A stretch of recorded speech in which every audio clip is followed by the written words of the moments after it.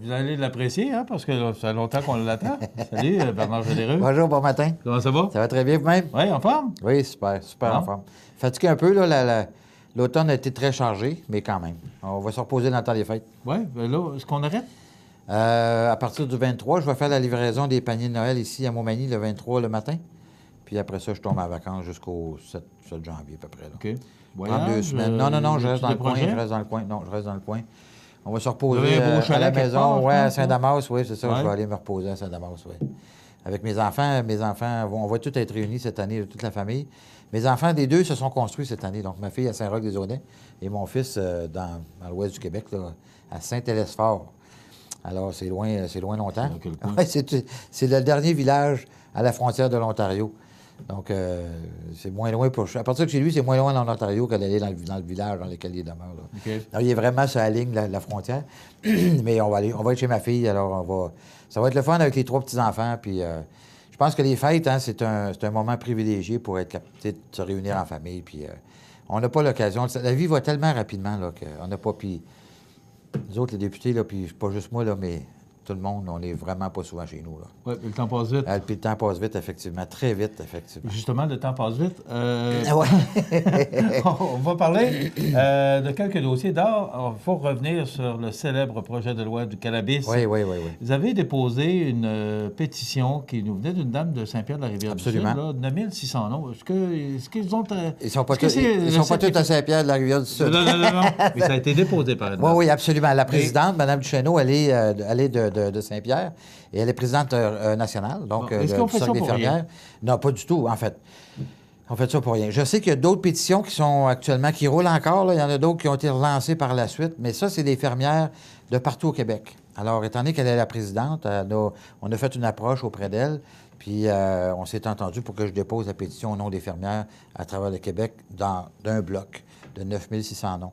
Puis, les pétitions, il faut savoir que c'est une expression, hein, puis on dépose ça au Parlement. Le gouvernement Trudeau n'a ni écouté les municipalités, il n'a ni écouté les corps policiers, il n'a pas écouté les provinces, il n'a pas écouté les spécialistes, les psychologues. Écoute, tout le pan d'intervenants qui sont concernés d'une façon ou d'une autre, de près ou de loin, n'ont pas été écoutés par le Mais gouvernement. qu'est-ce qui motiverait J'ai écouté, le ministre à vouloir agir puis à vouloir passer alors que tout le monde dit, attends un peu, là. J'imagine que c'est parce qu'il en prenait illégalement, donc j'imagine qu'il a pas hâte d'en prendre légalement. C'est le seul, savez-vous? Ça pourrait être la raison. Non, bien, savez-vous, c'est le seul Canadien qui peut aller aux États-Unis tout en ayant avoué qu'il avait pris du cannabis. Parce que n'importe quel Canadien qui va vouloir aller aux États-Unis puis qui va dire qu'il a pris du cannabis, il va se faire revirer de bord, il ne rentrera pas aux États-Unis. Là. Tu sais, même si c'est légalisé au Canada et que certains États américains ont légalisé, oubliez ça, là, vous ne passerez pas en frontière. Puis assurez-vous de ne pas avoir de casier judiciaire à cause de la drogue, là, parce que vous ne passerez jamais là non plus. Là.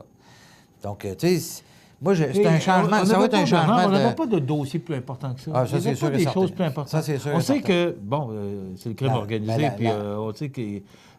Si ce n'était que l'itinérance, la santé mentale, les plus démunis, etc. Écoutez, il y avait tout cet argent-là qui est en train de mettre à l'intérieur de ça, puis c'est des milliards de dollars, là, que ça va représenter des milliards de dollars, des revenus, évidemment, qui vont être redivisés par tout le monde. Mais l'argent du gouvernement aurait pu servir à des fins beaucoup plus intelligentes. Ça, c'est sûr et certain. Puis il y a des gens qui vont prendre du cannabis puis qui vont tomber malades à cause de ça, là. Malgré les avertissements, malgré la publicité. Ça va être légal. À partir du moment où c'est légal, les gens vont aller au dépanneur. Ils vont pas au dépanneur, mais parce qu'au Québec, ça va être l'équivalent de la SAQ, là. Ils vont aller à ce magasin-là, puis ils vont s'acheter du cannabis. Puis le plus drôle là-dedans, là, c'est qu'au Colorado, puis ils donnent toujours le Colorado comme une espèce d'exemple. Le Colorado, là, les revenus des produits dérivés faits à base de cannabis sont rendus plus importants que la vente de cannabis lui-même. Ça veut dire que les muffins, les jus, n'importe les huiles, il y a toutes sortes de produits dérivés, du chocolat au cannabis. Il n'y en a même pas question dans le projet de loi. On ne parle même pas de ça au Canada, ça va être illégal.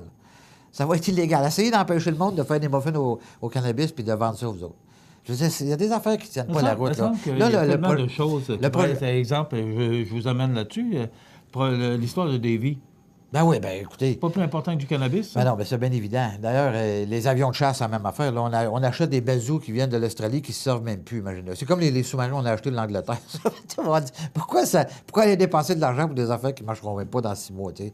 Je veux dire, allez-y, faites l'appel d'offres, puis la Davy, là, l'Astérix a été construit, c'est les conservateurs. On a signé le contrat juste avant de tomber en élection en 2015. Ils ont livré dans les temps, dans les délais, avec le plus beau, je veux dire, un vrai beau concept, parce qu'ils ont refait toute l'ingénierie, toute la construction, etc. Donc, il y a vraiment... le chantier maritime s'est refait une image.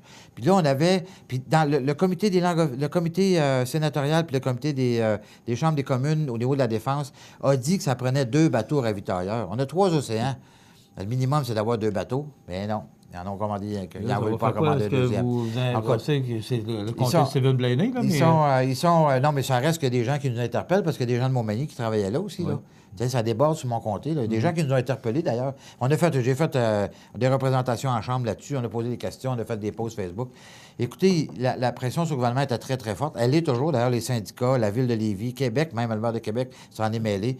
Le gouvernement n'a pas des... Sauf que, moi, ce que je pense, je peux me tromper, là, mais le gouvernement a besoin de brise-glace. Et donc, inévitablement, il y a des contrats qui devront être donnés dans la stratégie maritime navale là, canadienne, c'est pour 30 ans. Donc, il y a d'autres contrats qui s'en viennent. Juste le problème là-dedans, c'est que il y avait 1200 employés là qui étaient prêts à faire un autre bateau demain matin. Il y avait déjà le bateau, il y avait tout ce qu'il fallait. Ça aurait été 1000 personnes à l'ouvrage. Là, il y en a 800 qui vont au chômage. Fait que... on va parler, on va faire une pause parce que c'est pas peut-être le meilleur temps pour venir dans la période des fêtes. T'es trop occupé. On a beaucoup de choses à... Mais quand même, on va prendre les dossiers en vrac. On va se garder quelques minutes pour prendre les dossiers en vrac, tourner les entreprises, la gestion de l'offre, l'ALENA. Il y a tellement de choses. La téléphonie cellulaire, on en a entendu parler récemment. Absolument. Puis on va en entendre parler aujourd'hui. Ça a l'air à vouloir... Absolument. Ça, on va finir par y arriver. On va en entendre parler aujourd'hui. TELUS annonce à Gaspé aujourd'hui les investissements qui vont y avoir lieu. Puis les villages qui ont été sélectionnés dans notre comté vont être aussi là-dedans. Vous regardez ce profil, M. Absolument, Généreux, j'ai aucun problème. Ça me fait très plaisir parce qu'on a travaillé très fort, particulièrement avec TELUS, de vraiment là, conjoindre tout le monde ensemble. Puis ils ont déposé des projets dans notre comté. Puis en tout cas, j'ai pas le final de quelle municipalité est retenue, mais je sais qu'il y en a plusieurs. OK. Yeah. On attend un signal là-dessus. On vous donnera plus de temps. Monsieur Généreux, on y va en vrac. Oui. OK? Tournée des entreprises. Tournée des entreprises, j'ai fait ça. J'ai fait 51 entreprises en 2017 à travers le comté. Ça a été vraiment une belle tournée parce que, puis là, on vient d'avoir les offres d'emploi, là. Tout le monde avait des offres d'emploi. Puis d'ailleurs, il y en a toujours des entreprises qui ont des offres d'emploi. C'est très, très fort actuellement. Puis il faut continuer à travailler fort pour aller chercher des gens qui vont venir s'installer dans notre région parce qu'on veut des nouvelles familles aussi pour les villes. Donc, on a besoin d'espace. Et ça m'amène à vous parler justement de la prochaine année. Absolument. Vous voulez faire 2018, dans l'agriculture. 2018, tournée agricole. Pour ceux et celles qui aimeraient qu'on aille les visiter, on va aller faire des vidéos chez eux. Les gens sont fiers, hein? Faut bien se dire, là. Les agriculteurs, c'est des gens fiers, puis avec raison d'ailleurs, parce qu'ils bâtissent des entreprises absolument extraordinaires. Puis c'est eux qui nous alimentent tous les jours, quotidiennement. On va aller dire aux gens, dans la région aussi, les gens savent que les œufs ne viennent pas du dépanneur, là, mais quand même, on va aller montrer ce que les gens sont capables de faire, puis dans tous les domaines, là, l'éducation, la recherche-développement, la production, puis la transformation. Donc, c'est 4 grands thèmes. On fait 4 semaines de tournée durant l'année 2018. Est-ce que dans Chaudière-Appalaches, moi j'ai vu un reportage à Radio-Canada, oui. Puis il semblerait que vous l'ayez vu vous aussi. Oui. Est-ce que l'industrie est en crise dans notre région? Non, l'industrie n'est pas en crise. En réalité, en fait, il s'est perdu depuis des années. Il y a déjà eu jusqu'à 35 000 fermes agricoles là, laitières au Québec. Il en reste à peu près 7 000. Mais on produit à 7 000 plus de lait qu'on n'en a jamais produit à 35 000 fermes. Donc, c'est les capacités des fermes qui sont de plus en plus grandes. Et dernièrement, dans la dernière année, les producteurs laitiers ont eu à peu près 10-15 de quotas additionnels gratuits. Là. Donc, inévitablement, ça a fait en sorte il y a beaucoup d'investissements qui ont été faits dans la région. Donc, ils ne sont pas en crise. Là. Mais sauf qu'on pourrait devenir en crise si on s'en va sur l'ALENA, puis qu'on parle de l'ALENA, puis qu'on parle de la gestion de l'offre. Là, inévitablement, ça demeure un risque. Là.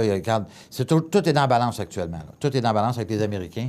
Avec M. Trump, on ne sait pas où la tenir de la tête, sincèrement. Puis M. Trudeau arrive avec des conditions que les Américains ne veulent rien savoir. Donc, en tout cas, mettons que les nouvelles qu'on a là, de notre côté ne sont pas très, très réjouissantes. Là. Fait qu'on va se croiser les doigts en espérant qu'il va être capable de signer une entente avec les États-Unis. Là. pensez quoi de ça? Parce que M. Trump, là, Oui. les États-Unis n'ont jamais autant fonctionné. Tu le regardes d'un côté et tu dis, ça n'a pas de bon sens, c'est un président comme ça. Il le fait au détriment de ses partenaires qui sont le Canada, le Mexique, tous les autres pays européens, etc. Mais ça ne peut pas donner le goût aux autres de le faire parce que ça marche. En tout cas, regarde, mais il faut bien comprendre, ils sont 350 millions, les 35 millions, là, ils sont 10 fois plus gros que nous autres. Quand même qu'on voudrait faire du protectionnisme comme ils font actuellement, c'est pas à nous autres, ça ne sera pas gagnant pour nous autres de faire ça, là. Donc, il y a une guerre de chiffres actuellement là, qui se dessine entre eux autres, là, mais entre le Canada et les États-Unis. Mais inévitablement, on a besoin des États-Unis au Canada. Il faut bien se le dire. Oui. M. Généreux, il reste 30 secondes. Ah oui? Écoutez, Michel, merci beaucoup pour cette belle année qu'on vient de passer ensemble. Et tous vos auditeurs, je me vois souvent quand je vais chez Métro à la Pocatière ou un peu partout, je vois vos télévisions.